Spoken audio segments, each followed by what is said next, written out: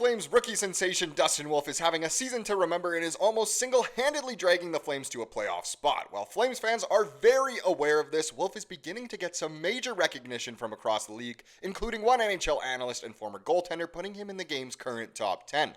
Has Wolfy done enough to secure the Calder Memorial Trophy? We're going to get into all that and more in this video, but first I want to welcome you to Flames Digest. I'm Mark Griffith. If you're new around here and you love the Flames, make sure you subscribe so you can stay up to date on all the latest news, updates, reports, and rumors revolving around your Calgary Flames. We would love to welcome you to the Flames Digest family. And let's hop straight in and have a chat about how Wolf is elite. Now, yes, there may be quite a bit of glazing in this video, but hey, when it comes to Wolfy, that's exactly what we do. We like to let out a little howl here and there, and that's exactly what he deserves. So like I said in the intro, a former NHL analyst has a current NHL analyst, former NHL goaltender, has put Wolf in the game's current top 10, which is fantastic if you think of all the goalies across the NHL right now. Now, we take a look at an article here. It comes from the Hockey News. So, Flames netminder ranked among top 10 by NHL Analyst. So, NHL Network analyst and former netminder Kevin Weeks. Yeah, Kevin Weeks is the one who was doing this, released his top 10 NHL goalie rankings with a Calgary Flames netminder cracking the list. And if you didn't already know, you could probably guess it's not actually Dan Vladar, unfortunately. Maybe he was 11th. We'll never know, but didn't crack the top 10. Of course, we're talking about Dustin Wolf here. So on Friday, the NHL Network announced their top 10 goalies, a list compiled by former puck stopper turned analyst Kevin Weeks. It's so funny, when I think of Kevin Weeks, personally, for someone my age, he was always just kind of a backup in my youth, and you'd see him come in when you played, NHL 06 or NHL 07, something like that. That's how I remember Kevin Weeks, but either way, he's a great analyst. So, the veteran of 348 NHL games and longtime analyst, picked Winnipeg Jets netminder and reigning Vezina Trophy winner Connor Hellebuyck as the best goalie in the league. No surprise there. He genuinely has been the best goalie in the NHL this season, as well as last season, of course. After Hellebuyck, Weeks named several goalies who have actually skated at the Saddledome in the past 2 weeks, including Logan Thompson, unreal season he's having with Washington, and Mackenzie Blackwood, plus a former franchise goalie in Jacob Markstrom. So a lot of familiarity over the past couple weeks here, and then of course, Markstrom still one of those top 10 goalies, but the fact that the Flames traded away a top 10 goalie in the summer and still have a top 10 goalie is pretty darn impressive. Here is the completed list. I know you've been waiting for it. So obviously Hellebuyck there, Thompson, Vasilevsky, no surprise in the top 3 as well. You get Markstrom and Otter, goalies that we are very familiar with, throw it back to 2022. Darcy Kemper, surprisingly, all the way up there with how well the Kings are doing, how well he's doing. Blackwood, Sorokin has been on fire lately, and then Dustin Wolf at number 9. So the 9th best goalie in the league right now is a rookie. I mean, again, this is just an opinion. Personally, Dustin Wolf is obviously the goalie I've seen the most this season, and he makes some insane saves, so I'd almost be willing to put him higher up, of course, but that comes with an extreme bias. But Dustin Wolf, to be recognized by, pretty much the premier NHL analyst when it comes to goaltending, at number 9 in the league as a rookie is just insane. So the 23-year-old California native is 19-11-2 in 32 games, collecting 2 shutouts to produce a .263 goals against average and a .913 save percentage. And keep in mind, before the past couple games here, those stats were a lot better as well. Moreover, he's 13-6-1 at home, again, which was much better a couple weeks ago, with a home win total that ranks 5th in the NHL. So when Wolfy plays at home, when the Dome is lucky enough to be howling, he usually can pick up, a win or at least have a very, very good game. Interestingly, Wolf leads all rookie goalies with 3 assists and is the only one to be called for a penalty. So he's not doing just the regular goaltending stats either. He's picked up some apples and he has a penalty. This guy is all over the box score, and each and every night you expect him to do something. It's just super impressive that all around he can do it all. You don't necessarily want to be taking penalties as a goalie, but it's still something funny to note.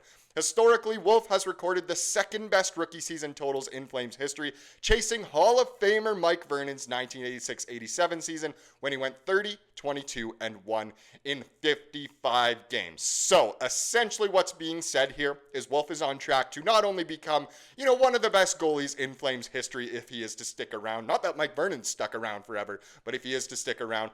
And he might just be on the way to the Hall of Fame. Now, I know so many people will be saying, pump your retires. This glazing's gone too far. Wolf really is the real deal. We've seen it already at the AHL level, not only winning goaltender of the year, but the MVP of an entire league as a goalie is super impressive, and he's really showing why at the NHL level this season. There might still be a couple doubters here and there that say he's too small and whatnot, but I mean, come on, open your eyes. Look at the saves this guy makes. He just truly is so good. We just hope nothing more than that he remains healthy and that, of course, he remains in Calgary. But the big question so far for this season is, has he done enough to win the Calder? Now, the Calder, of course, is the Rookie of the Year trophy, the Calder Memorial Trophy.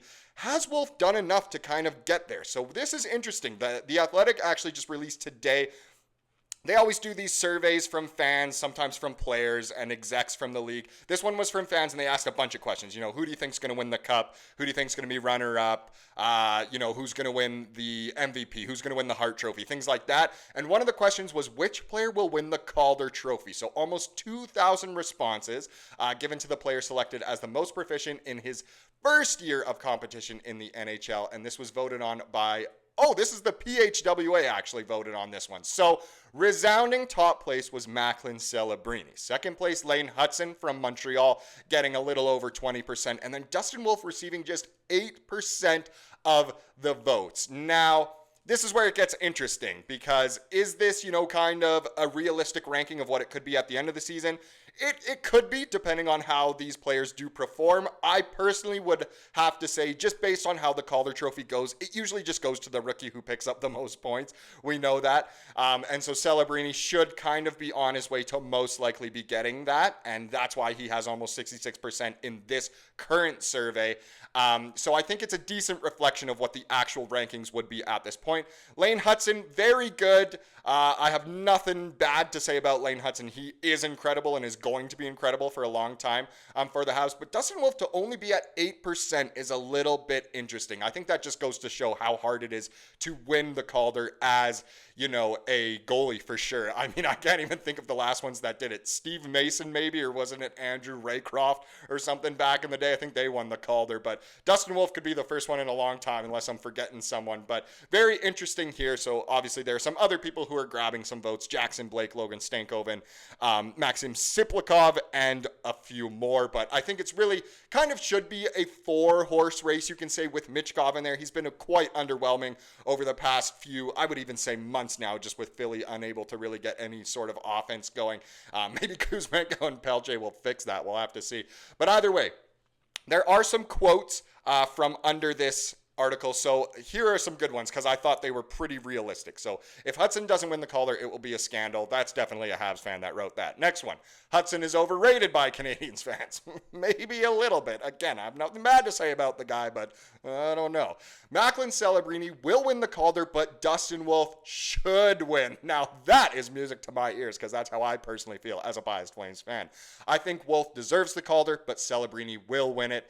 And then Celebrini is the real deal. So I think it won't be any surprise if Macklin does walk away with the Calder Trophy at the end of the year.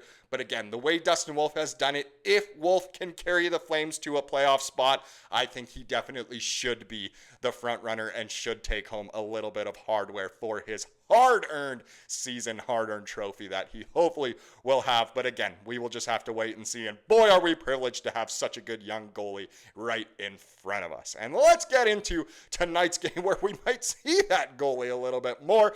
The Flames playing their last game before the Four Nations face-off break. They'll have a couple weeks off to go to, Cancun or whatever resorts, hot destinations they would like to go to. But before that, the Flames hopefully will end things on a positive note, get back on winning ways with the game tonight against the Seattle Kraken at the Dome. This one, again, a late one on Hockey Night in Canada. Once again, this one goes at 8 p.m. Calgary time. And interesting to note as well, I believe both Morgan Frost and Joel Farabee, the two newest Flames, will be the after-hours guests with Scott Oak on Hockey Night in Canada. So I'm looking forward to what they have to say as well. If we get into the lines for tonight, they're a little bit interesting. So the top one, kind of switched around a bit. So Huberdeau, Kadri, and Coronato no longer with Backlund and Coleman. And Coronato, another great story about him. Essentially, he's been surprisingly the one that's been showing Frost and Farabee kind of around the city of Calgary. I'd love to have Coronato as a chauffeur, kind of whipping around, 17th Ave and wherever else. That's super cool that Coronato, you don't think of him as, a super outgoing guy, but apparently he's a super popular teammate. Now he gets a chance on the top line with Kadri and Huberdeau. That looks like a very, kind of lethal offensively line, so hopefully they can keep that going. Dryden Hunt is Coronato's replacement on the Backlund and Coleman line. Very interesting. Farabee and Frost get to play together with Sharkey. That's what I thought the line would be as soon as the trade was made. So again, very excited to see that. And then Lomberg, Rooney, and Pospisil as the fourth line. Other big note, Solovyov in, and he's not just in, he will be on the top pairing with Rasmus Andersson, which is great to see. So a direct replacement for Kevin Ball, as we kind of said in yesterday's video, which is fantastic. Weegar Miramanov, the second D pairing that, has been a D pairing frequently so far this season, and Bean Pahal, the staple, as the third D pairing with Dustin Wolf in net once again. And a home start for him. They've been a little bit shaky lately. Is it because of him? No, the Flames have just not been playing so great against good opponents, but hopefully he can get back on track tonight against the Kraken. Now let's wrap up this video with the comment of the day, as we love to do here on the channel. This one does come from yesterday's video. It comes from Travis, and Travis says, well, we get to see Solo play Saturday night, and that is true. I think a lot of people are excited to see one of our young D-men come up, and just after his interview that he had about his call up to the NHL and everything else, hopefully his wife will be able to watch him a little bit before his son needs to go to sleep. But super pumped to watch him play, and he should be a great D pairing with Rasmus Andersson, a great defensive partner there. So hopefully, fingers crossed, it's a very good one tonight. And we wish Solo nothing but the best. Thank you so much for watching this video. Please subscribe like we saw here today and have a wonderful rest of your day.